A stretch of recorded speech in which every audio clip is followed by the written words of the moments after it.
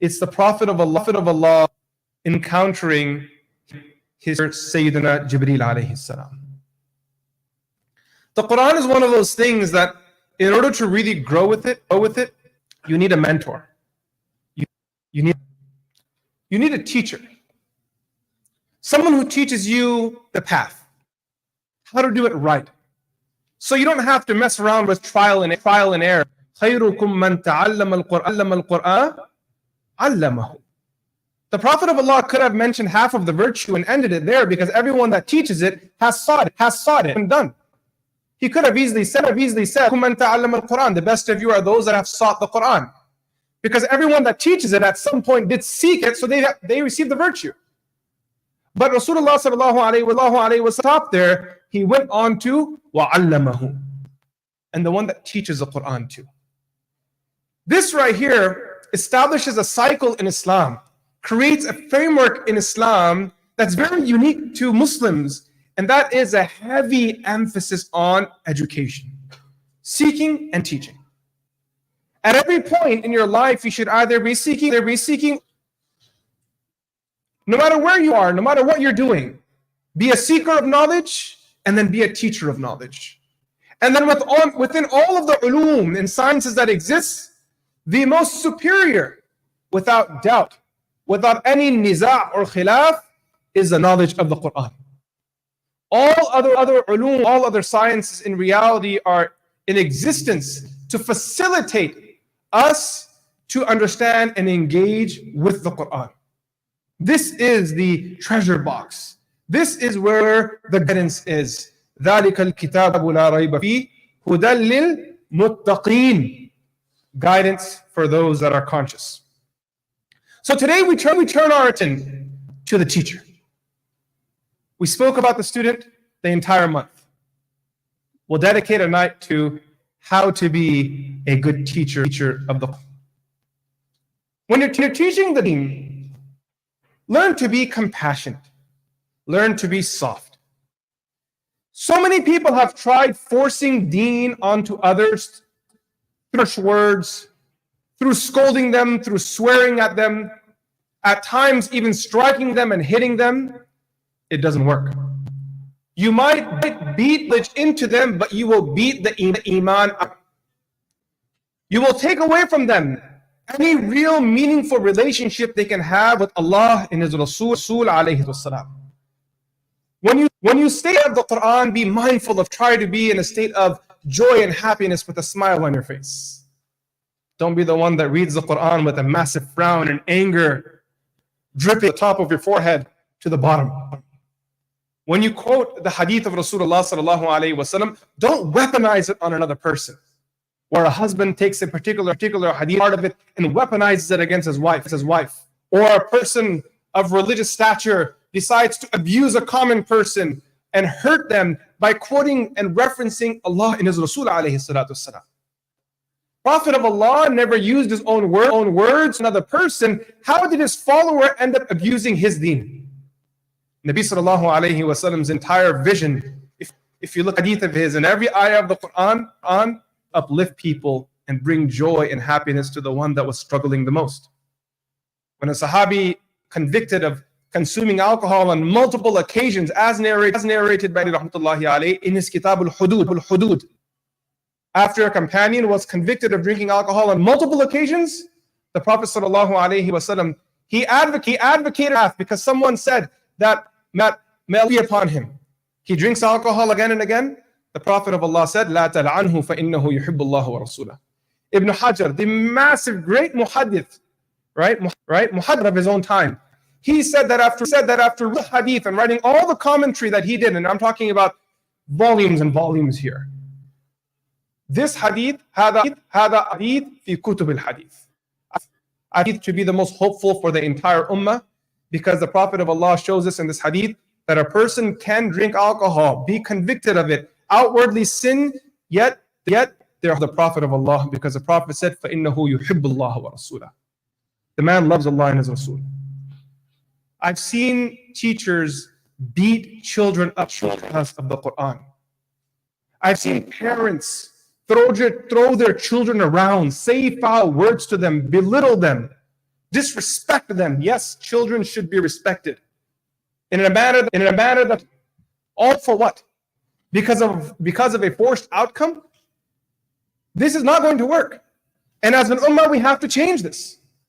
I heard from so many people saying that beating the children is the only way to teach them the Quran. وَلَا حَوْلَ وَلَا قُوَّةَ إِلَّا بِاللَّهِ الْعَلِيِّ الْعَظِيمِ. One person went as far to say to me once that beating, physical pain is a part of memorizing the Quran. I said, okay, where'd you get that from? He said, look at the first hadith. Jibreel alayhi salam squeezed the Prophet of Allah so tight. This is like next level istidlal. Imam Bukhari is over here, this guy's over there. ما أنزلنا القرآن لتشقى إلا تذكرة لمن يخشى. Right? How did we come to that outcome? And I have again, like yesterday I said, there are stories that I could share, but it would unfortunately destroy the essence of this beautiful gathering. And there's no need for us to go there. But be mindful of yourself. When you're looking for someone to teach your children the Quran, you don't need the one that has the best voice, you need the one that has the best heart.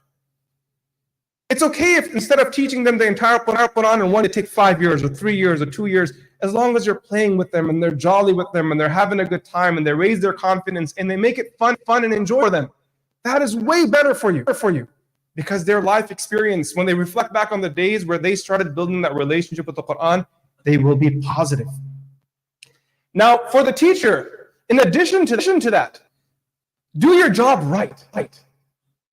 And I'm speaking to myself and all the parents here. Do it the best, not just right. Do it the best. If you're going to do this, then everything you have.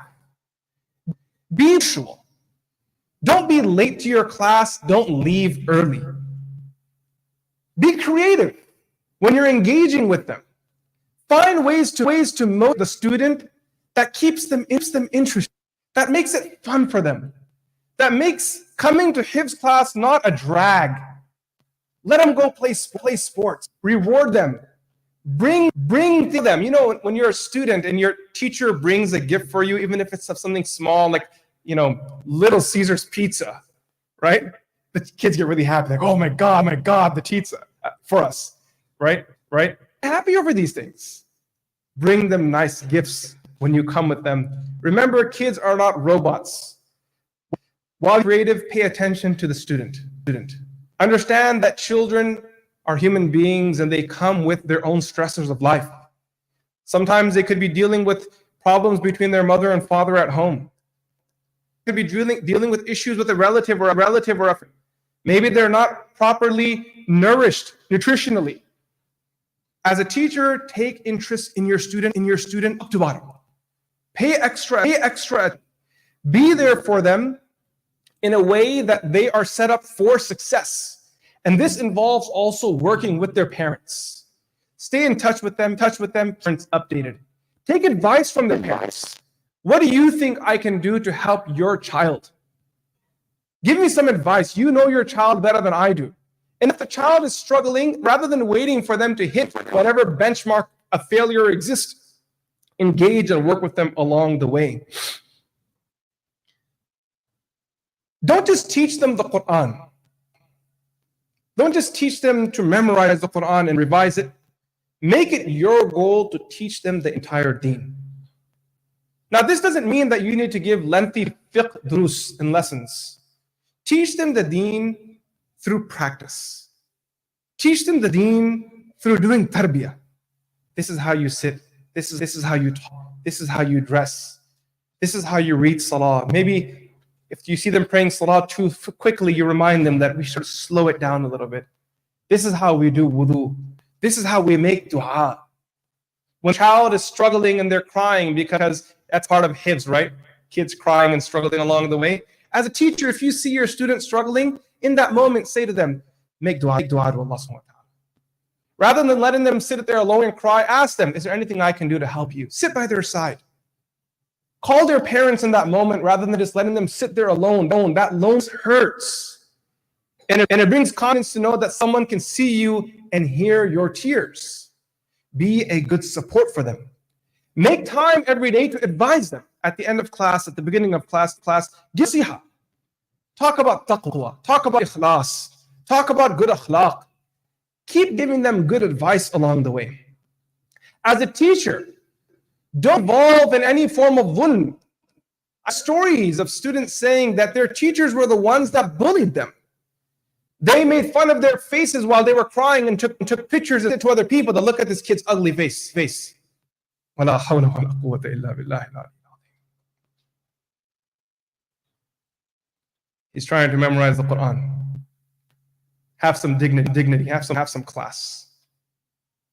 Have sanity. Calling them by names, making fun of their body, their voice. Is Rasulullah sallallahu alayhi wa sallam taught us? Nabi sallallahu alayhi wa sallam's interactions with Sayyidina Anas bin Malik radiallahu an, go and read them. Go and see how the Prophet of Allah interacted with his daughter Fatima radiallahu anha. The companions. Was it based off of names? Was it based off of bullying? Hasha. وَلَا حَوْلَ وَلَا قُوَّةَ إِلَّا بِاللَّهِ الْعَلِيِّ الْعَظِيمِ وَمَا أَرْسَلْنَاكَ إِلَّا رَحْمَةً لِلْعَالَمِينَ. Likewise, the ulama, they say the teacher should avoid from taking khidmah from their student. Don't make students carry out chores for you that go cut my. Why don't you go change the pipe? Go buy the tubes for the light and go change them. Small khidmat are good if it's for tarbiyah. So if a teacher student that clean up after yourself, vacuum the room, this is okay. It helps the student develop a good personality and creates humility and humbleness in them. Go get some water, or maybe put the Qurans away at the end of the day. Put them away at the end of the day. These are good khidmat. There's a lot in it. One of my teachers, he would tell us to bring water for him. And I remember when I would bring water for him, he never drank from there. I asked him, I said, Hazrat, kya fayda hai? What's the point? I bring water for you, you don't drink it. He said, Nalaik. So he used to say, Nalaik. You unworthy human. I tell you so you learn how to serve water, not because water, you go drink your own water. We tell you to bring water so you learn how to serve water, not because I'm thirsty, because I'm drinking water. Go give it to someone else. I don't need your water. So there's one aspect of tarbiyah that is about the teacher training the student in how to do something right, and the other is you're just benefiting from the free labor. You have to be mindful of this. Students of hifz are not carpenters. They shouldn't be changing carpet. Neither are they gardeners that they're doing all the gardening work outside and putting up plaster. And if you guys think that what I'm saying is ridiculous, I have stories to tell you there too. Be mindful of being distracted as a teacher. You are a custodian over the student. You have an amana on them, they have an amana and trust on you. When you're teaching the Quran, if you're asking the student to be focused, how are they going to focus while their teacher is sitting on their phone, binging videos on WhatsApp, or going through Instagram, or because they're catching up on their news, catching up on their messages, sending voice notes, and doing FaceTime while they're in class? Don't be distracted. Be focused. And the last thing that I'll say is begin each day with dua, and before you even come to class, make dua for the students. So start the day with dua. Ask everyone close your Qur'ans. We're going to start with a 30-second dua. Let's ask Allah to be with us on this journey. Because if you make dua at the beginning, middle, and end of your memorization of Quran, tomorrow when you memorize it, you will attribute it to Allah. Allah was a part of your journey. But if the teacher makes no record of any dua to Allah at the beginning of the day, end of the day, or the end of the day, tomorrow when the student becomes a hafid, they will walk away with new verses memorized, but no new relationship with Allah subhanahu wa ta'ala. That would be an absolute disaster. Start the day with a dua. رَبِّ زِدْنِي عِلْمًا سُبْحَانَكَ لَا عِلْمَ لَنَا إِلَّا مَا عَلَّمْتَنَا رَبِّ لِي صَدْرِي وَيَسِّرْ لِي أَمْرِي. All ad'iyah and du'as that were recommended for people that were memorizing the Quran. Allahumma inni as'aluka ilman nafi'a. These were all ad'iyah and du'as that were recommended when a person sits to memorize the Quran. The teacher Before you show up to class, ensure that you make dua for your congregation, your students, before you even one word. That's a haq they have over you. That you wake up and make dua like a parent. They owe it to their child to make dua for them. You know, we're thankful to Allah that our parents made dua for us. I read about the next generation. Because this generation of young folks, I don't know if they're making dua for their children. They're chilling in hookah lounges. They're like, you know, they're busy with Hulu. There was a generation that stood awake. They made dua to Allah, Ya Allah. And it was those duas that carried into this generation.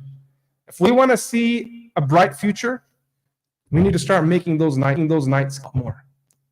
We need to make our Allah count much more. May Allah subhanahu wa ta'ala allow us to be good and true Quran.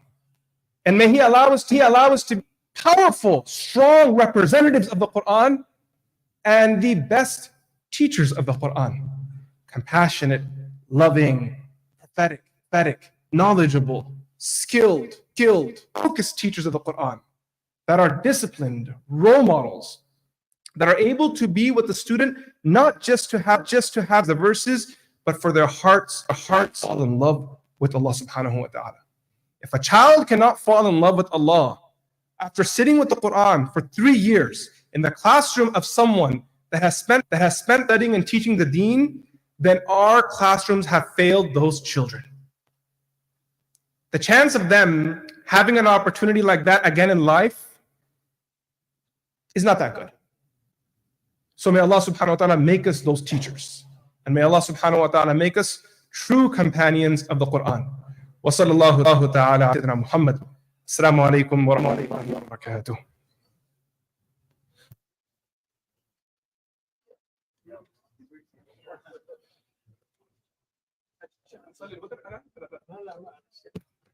Yeah, we're not going to have Salat al-Witr right now. That'll be done at Tahajjud, inshallah. So please, if you would like to greet the Imams and get their du'as, go ahead and do that. And we have some sweets outside for you too. Assalamu alaikum.